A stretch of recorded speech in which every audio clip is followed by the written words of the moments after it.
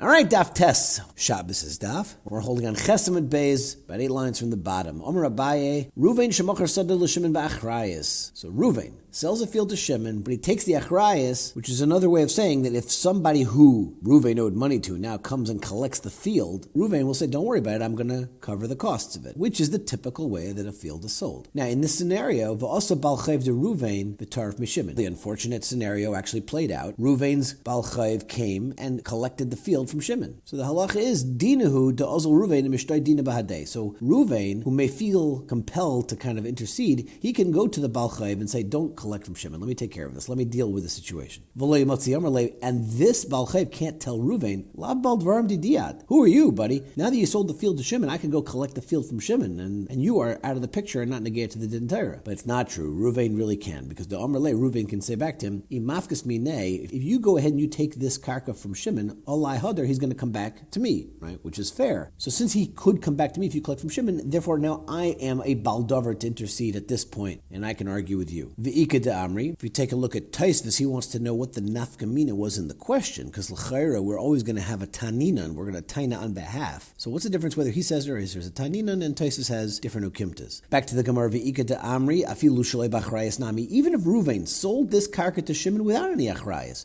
to Amr Le, because Ruvain could still have a taina to insert himself into the story here, because Ruvain could say to the Bal Chayev, le'nichli tetavi Shimon tarumas alai. So Ruvain's here saying, look, I know you have the right to go collect from Shimon, but even if Shimon doesn't have the recourse to come and get the money back from me, I can still be considered a baldover and step in because I don't want to be embarrassed to make eye contact with Shimon and Shul next Shabbos. I don't want him to have tarumas on me. So therefore, Ruvain is considered a baldover, and therefore he can actually argue the case with the Bal Chayev. It's pretty clear, and the Paiskim do bring this, that you have to have a reason to be negea to a case. You know, he's saying he would have tarumas alai, and that's enough of a reason to be a baldover. But let's say there wouldn't be tarumas. Let's say you're just really good at arguing cases, and you know that somebody, in your opinion, is being ba'avled, that there's a Bal Chayev that's dead, and you want to argue with that guy. You have no right to step in. The Bal Chayev could say, jump in the lake, buddy, I don't need to listen to you. V'yomer Abaya, another case. Ruvain shemachar sadeh l'Shimon sholeh b'achrayas. Okay, so there's no achrayas and there's no recourse for Shimon to go back to collect from Ruvain if the Bal Chayev shows up. Moving over to Amud Aleph. V'yotzu oleha asikin. And people were meiche about the land. Right, Rashi says there are Eirin saying it's their land. So Zokt Abaya, ad shaloi hichzik ba, before there was a chazaka yachal lagzer bay. Misha hichzik ba, ein yachal lagzer bay. So Machlok is Rashi and Taisus, are we talking here about where there was a chazaka, but you could be chayzer after that chazaka, or whether there was a chazaka bechlal? But either way, it's going to be totally in chazaka, because my time of the Amrle, Chayta de Kitri Sovar de Kabelt, which literally means you knew about this bag of air that you took. In other words, you, Shimon, took a risk by buying a piece of karka that had no achrayas, so you gambled and lost, and therefore you can no longer be chayzer on the original deal. So me'emas have chazaka. At what point is Shimon considered now the mughzik that, according to Taisus, he can't be chayzer, according to Rashi, that the chazaka works? Mechidayesh amitzri, when he walks along the borders. V'dafka shalei ba'achrayas, that's only when there was no achrayas, aval achrayas lay. But if the sale initially was made with achrayas, then you don't have that halacha, and Shimon can still be chayzer even after this chazaka was made. V'ikadamri, and another way to learn is afilu b'achrayas nami, even if Ruvain's sale to Shimon was done with achrayas, that you still could have this chazara to Amr Le, because Ruvain could tell Shimon, achve tirpach, show me like the receipt that your property that I sold you got taken, v'ashalim loch, and I'll pay you, but in the meantime, you got to pay me for the field. All right, Zokta Gemara, Rav Huna Amar, oy kesef oy metiv. We had a steer earlier in the psukim about how you pay, from metiv or kesef. We had several different mahalchim, and now the Gemara is coming back with Rav Huna with another, technically a fifth mahalach. Esvei, that oy kesev, oy metiv. You can do either one. The way to farem for the steer is not what it means, but the fact that you really have both options. Esvei Rav Nachman Rav Huna. Yoshev, the Torah says by bar that you gotta pay the money. L'rabais shava kesef va'afilu subin. So this brisa that says that Yoshev teaches you can pay afilu subin, don't tell me it's either or. That is gufa what it's coming to tell you from Yoshev. And for the Gemara, hacham ha'mayaskinan b'dalesle. Sure, if he has no money to pay, because he can't pay the metiv, so then he could pay with the supin. So either less, if he has nothing to pay with, then pshita. Why do I need a pasuk to tell me that he doesn't have the money? You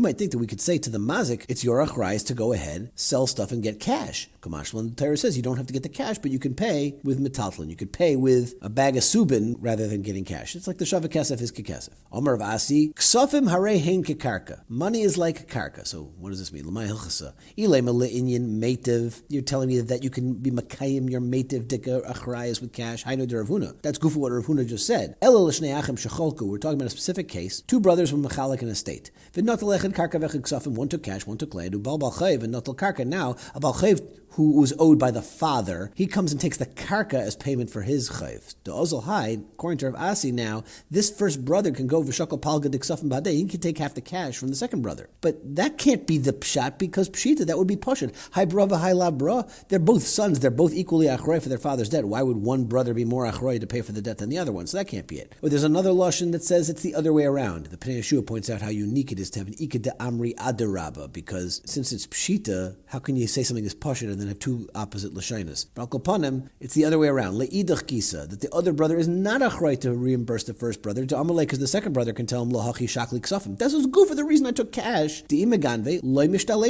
I took money, understanding that if the money would be stolen, I wouldn't get reimbursed by you. And that's because of that. You also took the land. If the land would be collected by a balchev, you wouldn't be able to be reimbursed by me. In other words, both of us took risks with our eyes open. But al kaponim, you can't collect from the other one, and therefore Rav Asi cannot be referring to this case either. So what is Rav Asi's halacha coming to tell us? Ella, we're talking about two brothers who divided an estate. Each took some land. And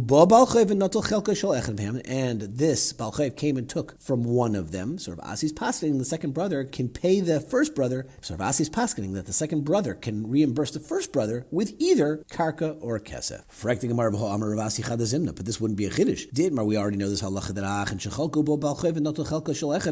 Rav Omer Batal Machlekes, that the whole division of the estate is batal, and you had to redivide the whole thing. Shmuel Omar, no, Viter. The brother who already took has already been mevater his Yerusha, and he has no more tviyah against his own brother. Rav Asi Omar, and here's Rav Asi, Noitel Raviyah B'karka Raviyah B'mayis. He can either take a quarter of his brother's land to get paid back, or the brother can give him the shava value in cash. Rav Omer Batal Machlekes, that the original Yerusha between the brothers, that division is going to become batal because Kesavaro Achin Shechoku Ki Yarshim Heim, and therefore they stay both responsible for their father's chayvus. Therefore, if one brother's chelik is taken by a bal chayv, the other one has to also share with the first one, and therefore the whole thing's going to be batal. Shmuel Amar Viter, and Shmuel said that brother whose chelik was taken by the bal chayv, he already gave up his Yerusha. Kasavro achan shechalku l'kuches ukilekech shalei b'achrayis dami. So that's Shmuel's shita. For Rav Asi Amar, noitel revia b'karka revia b'mais, because misafkale Rav Asi wasn't sure iki yarshin dama iki l'kuches dama. It goes either way. So therefore hilkach noitel revia b'karka revia b'mais. You divide it. You take one quarter in either money or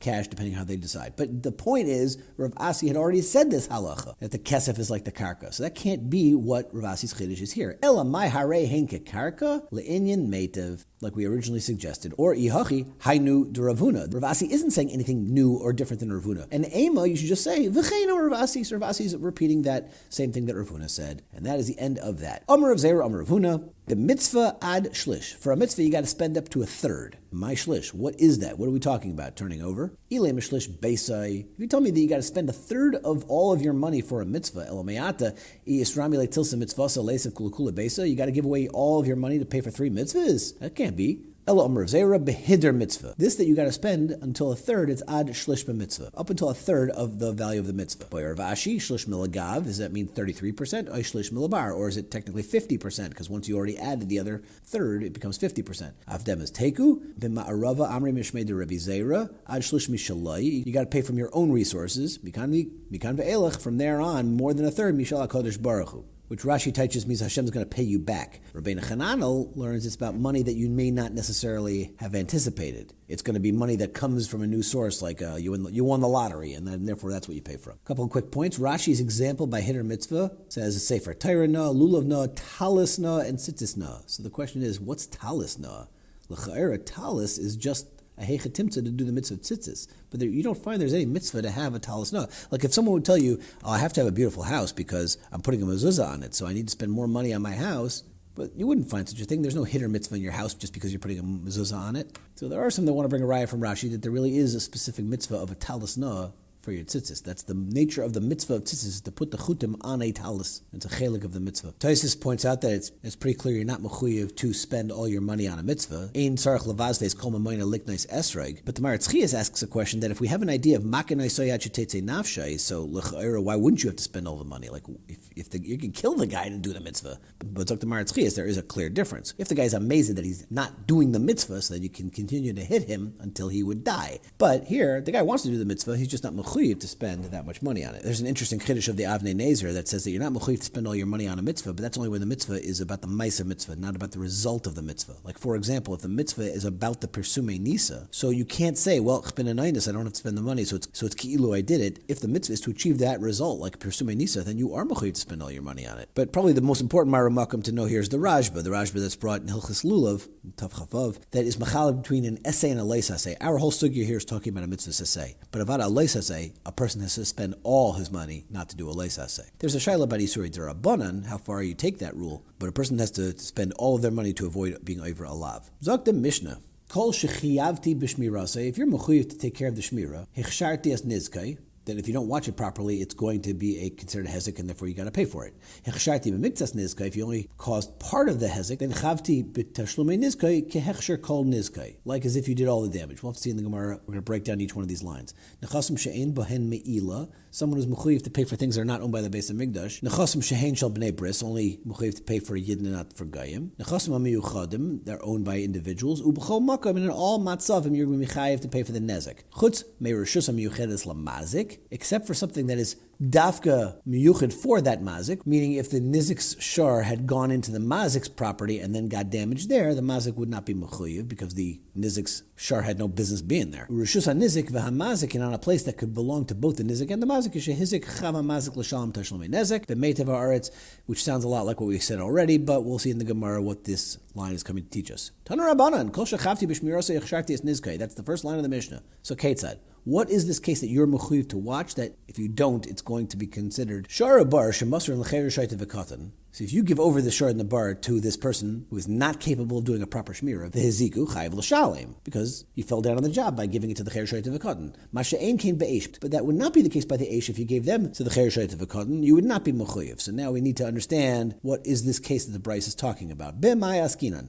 ilema b'shar kosher bar mechusa. So these things were actually protected to kavase gabe eish gacheles, which the comparable case would be in a coal. So then maishnahacha, why would they be any different? I mean, all these things were properly contained when they were given over to the cheir shaita v'katan. Ela b'shar mutter ubar magula. You gave it it was more of a dangerous matziv. The shar was untied, the bar was uncovered. To kavase gabe eish shal heves. Now we're talking about a flame. So for the Gemara, ma she'in came be'eish to potter. Why would you be potter for giving this flame over to the cheir shaita v'katan? V'ha'omer reish lakish mishmei dechizkiya leishanu ela shemasur legacheles v'liba. You're talking the only time there's going to be a patur is if you gave the cheir shaita v'katan only a coal and they basically blew at it and fanned it into a flame. Avol shal heves, but you gave mamash a flame, then of course you're going to be chayiv. My time of the habari hazeka. So the Brisa cannot possibly be saying that the case of a habari hazeka would be potter b'cheir shaita v'katan. So li'aylam b'shar kosher bar mechusa. We're talking about where it's actually covered, like we initially suggested. V'dekavase gabe eish gacheles, and also the comparable case is the gacheles. V'deko amr ma'ishnahacha.